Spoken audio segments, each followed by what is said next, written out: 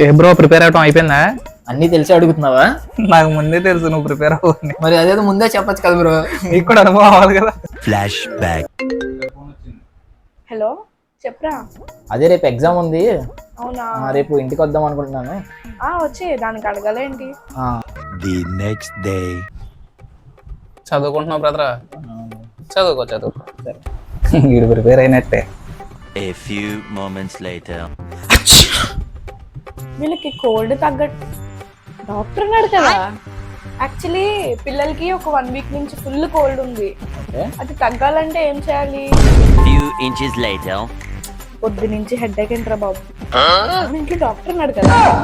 ఈ మధ్యన హెడ్ఏక్ చాలా ఎక్కువ వచ్చేస్తుందిరా, ఏం చేయాలంటే? 6.5 hours later.